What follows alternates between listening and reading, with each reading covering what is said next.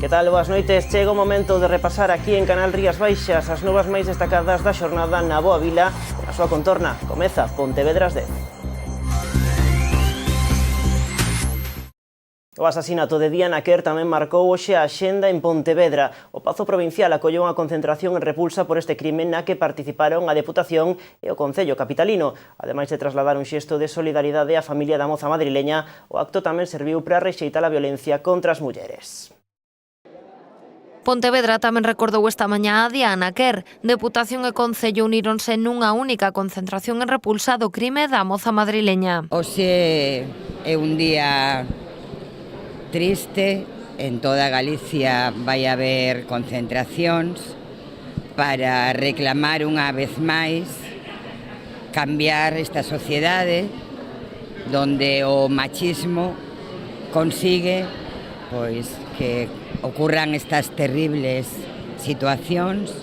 Realmente é difícil ter palabras, non? Para mostrar a nosa dor, as nosas condolencias á familia. Segundo a presidenta provincial, estas situacións derivan dunha sociedade marcada polo machismo, froito ademais dun sistema patriarcal. Eu hoxe quería tamén facer unha reflexión. Cada vez que hai unha vítima do machismo, toda a atención se centra na vítima. Falamos da vítima, falamos da súa vida, de cal era o seu comportamento, cales eran as súas relacións, cal era a súa historia, e convertimos a vítima nunha dobre vítima. Eu creo que toda a sociedade, toda a cidadanía, debemos facer unha profunda reflexión para que eso non aconteza. Cada vez que hai unha vítima, toda a súa vida se convirte en algo público. Segundo Silva, a educación é fundamental para conseguir mudar o sistema, algo no que coincidiu o rexedor de Pontevedra. Miguel Anxo Fernández Lores apuntou tamén a súa intención de seguir denunciando estas situacións. Que non imos a parar de denunciar, de visibilizar o resultado de moitos séculos de sociedade patriarcal, que non vai a ser unha loita que remate da noite pa mañán, desafortunadamente, que efectivamente hai que dedicar esforzos económicos, pero sobre todo educativos, para que a sociedade cambie esa mentalidade, ese rol que permite ou que entende como algo normal, entre comillas, a violencia de xénero. Na concentración tamén participou o secretario xeral do PSDG-PSOE. Gonzalo Caballero chamou a denunciar calquera acto de violencia contra as mulleres. Un caso que ten unha alta sensibilidade social e no cal hai que ter toda a cabeza fría para que a xusticia, para que os investigadores, para que a policía actúen con toda a forza da lei, respetando os procesos existentes e, dende logo, dende o ámbito político e dende o ámbito público, non nos queda máis que facer un chamamento á denuncia e, dende logo, a condena de calquer tipo de actividade que implique violencia, que implique unha actividade de machismo, de presión sobre as mulleres. O caso de Diana Quer, que levaba desaparecida dende agosto de 2016, recorda en Pontevedra de Sonia Iglesias. Esta pontevedresa desapareceu sen deixar rastro no ano 2010 en pleno centro da cidade. Dende entón, nada se sabe do seu paradoiro. Constame que polo menos durante moito tempo se estuvo facendo un seguimento, pero desgraciadamente non hubo ninguén que cambiara a súa declaración, non? E non é capaz a xustiza e a policía de localizar os responsables, non? É absolutamente lamentable, non? Pero en todo caso sempre hai algún caso que non está resolto, non? Afortunadamente a grande maioría se resolve, ainda que sea tarde, non? As chuvias destes días sitúan o caudal medio do Lérez en 41,26 metros cúbicos por segundo. Con estes niveis, Seica Pontevedra deixa atrás a seca. O consumo de auga nos concellos da Ría caeu a pouco máis de 22.600 metros cúbicos ao día, mentres que o Pontillón do Castro continúa 100%. As chuvias dos últimos días, xunto coas que se agardan para as próximas xornadas, deixan atrás a seca e a normalización dun xeito sustancial a situación. O voceiro do Goberno local e o concelleiro do ciclo da auga informou que a presa do Pontillón do Castro está ao 100% da súa capacidade e que o río Lérez, suministrador da auga de Pontevedra e os concellos da ría, rexistrou un caudal de 41,26 metros cúbicos por segundo, a media máis alta dos últimos 4 anos. E se o comparamos con outros anos, por primeira vez ganamos comparación con outros anos, que o 1 do 17 estaba en 7,6 metros cúbicos segundo o ano pasado. O ano pasado, cando choveu moito, foi despois a finales de xaneiro, pero aí estaba a cousa un pouco tal. E no ano 2016 estaba prácticamente igual, a 41,69, pero tamén no 2015 estaba a 18,2, co cual a media destes 4 últimos anos, incluído a da hora, é o 22,49, é dicir, casi estamos no doble da media. Por outra banda, o consumo diario da auga está en 22.653 metros cúbicos ao día, unha caída sustancial que ten que ver coa recuperación do acuífero e cun consumo máis responsable da auga. González dixo que con estas choivas a situación vaise normalizando, o que non impiden que igualmente teñan que estar atentos, porque a caída de auga no último trimestre do ano foi notablemente inferior a que en anos anteriores. O Concello de Pontevedra adoptará medidas sancionadoras contra a empresa que instalou a iluminación do Nadal se se seguen producindo incidentes. Dende o Goberno local aseguran que é a primeira vez que teñen problemas con esta empresa, aínda que lembraron que o contrato finaliza con este alumeado. Os servizos técnicos do Concello traballan xa na nova licitación da iluminación que de novo será concurso por 2 anos e incluirá o alumeado pro Entroido, festas da Peregrina e tamén o Nadal. Este ano xa se lle manifestou reiteradamente o descontento. Por tanto, se tomarán medidas sancionadoras de non ter solucionados estas cuestións.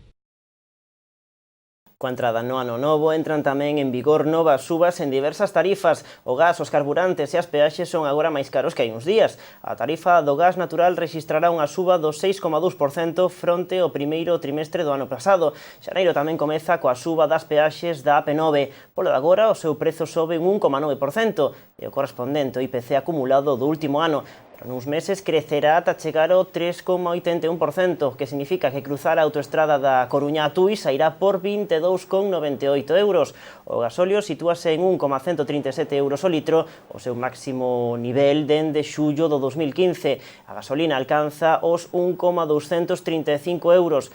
Co 2018, por outra banda, chega tamén a suba do salario mínimo interprofesional nun 4%. O alcalde de Pontevedra recibiu esta mañá a Luís Taboada, fundador de Ovitia. Estamos a falarlles dunha empresa de Pontevedra con sede na Parda que está presente en máis de 30 países a nivel internacional e que conseguiu mover en investimentos 2 billóns con B de dólares. Pontevedra posiciónase no eido da innovación. Empresas como Cubitia, creadora dunha plataforma de software para mercados de capital, para investir en bolsa e que ten presenza en máis de 30 países a nivel internacional, son un bo exemplo. O alcalde e a concelleira de Promoción Económica reunironse esta mañá co fundador desta empresa. E visibilizar que é posible, non, xenerar actividade económica e emprego neste mundo globalizado desde unha cidade pois que en principio non está nos circuitos financeiros, non? E iso é posible e a nos gustanos visibilizar eso, non? Nos gusta que existan empresas como Cubitia ou como Selga, que está competindo en máis de 70 países internacionalmente, ou como Ya Te Comeré, ou como outras empresas que de alguna maneira xeneran actividade económica, xeneran emprego e son xenuinamente pontevedresas. Cubitia é unha empresa na que traballan 17 persoas e que foi creada no ano 2011 no barrio da Parda. De alí foron medrando pouco a pouco ata estar presentes en mercados de capital como os de Londres, Chicago ou Nova York. Se puede tener cualquier tipo de innovación en cualquier tipo de sector desde esta ciudad, ¿no? Y encantado de compartirlo con el concello y de darle visibilidad a toda la gente que esté pensando en animarse, o tanto en una empresa desde cero como en dar el salto desde la internacionalización e internacionalizar su compañía desde aquí, ¿no? Porque o fundador desta empresa, ao igual co resto dos empregados, ven o futuro da mesma en Pontevedra. Ademais, Luís Taboada foi elixido como un dos executivos de entre 30 e 42 anos máis influentes do Estado por un instituto francés. O calendario competencial do Colexio Rural Agrupado Mestra Clara Torres de Tui xa ten terceira edición. Como novidade este ano hai dúas opcións, unha para a educación primaria e outra para a infantil. Nos dous casos buscan ser ferramentas para facer da educación unha tarefa compartida entre a escola e a familia. De dar e ofrecer ás familias, neste caso de educación infantil e educación primaria, a posibilidade de ter recursos e de ter accións para educar mellor e para educar dunha forma corresponsable, sabendo que as dúas leis de educación, tanto a LOE como a LONCE, establecen que as primeiras persoas educadoras teñen que ser as familias.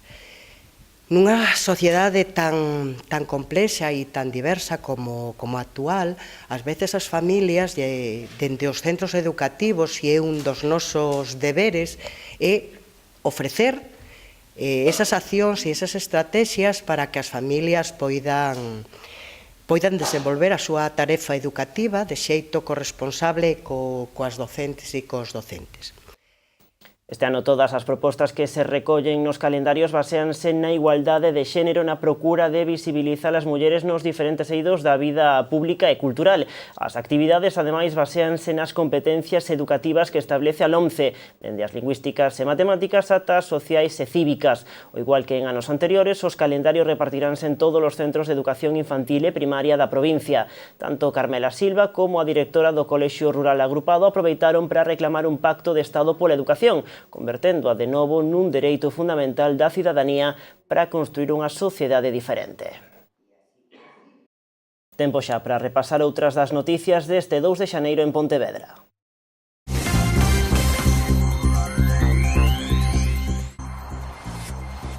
A Policía Local de Pontevedra detivo un home de 71 anos como presunto autor dun delicto de tráfico de drogas. Segundo os axentes, o septuaxenario dedicábase á venda de hachís no entorno do Hospital Provincial e tiña entre os seus clientes a algúns menores. A policía desenvolveu esta intervención a raíz das queixas recibidas pola actividade do home.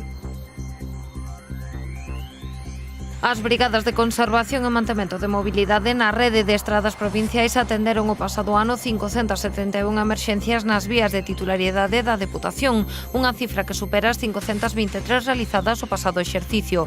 Estas actuacións correspóndense cos avisos chegados a través da Unidade de Control e Vixilancia da Deputación. A Xunta de Goberno da Deputación aprobou o Plan Estratégico Turismo 2020 Pontevedra, cuxas liñas de actuación foron expostas públicamente o pasado 19 de decembro. O plan conta cun orzamento de 12 millóns de euros e impulsará 40 accións diferenciadas que se porán en marcha nos vindeiros 3 anos. Trátase do documento marco que guiará a política turística. Novo récord de participación na 34ª edición da San Silvestre de Pontevedra. 6.450 participantes formaron parte desta tradicional carreira celebrada o 31 de xaneiro. Segundo os datos facilitados pola organización, retiráronse un total de 5.019 dorsais dos 7.000 dispoñibles, pero a participación foi maior, con 1.431 persoas que se presentaron para correr a pesar de non terse inscrito previamente. A carreira partiu con 16 minutos de retraso e celebrouse sen apenas incidencias. A liña de meta chegaron en primeiro lugar na categoría de mulleres Edimar Brea, Sandra Mosquera e Uxía Pérez. Entre os homes, os 3 primeiros foron Antonio Serrat, Jorge Puig e Fernando Rial. Así chegamos ao remate deste tempo de noticias. Nos minutos tralo tempo, a información continuará aquí en Canal Rías Baixas coa retransmisión da comparecencia desta mañá do delegado do Goberno en Galicia acompañado dos responsables da Garda Civil na que deron conta das últimas novidades do caso Diana Quer. Graciñas pola súa atención e deica mañá.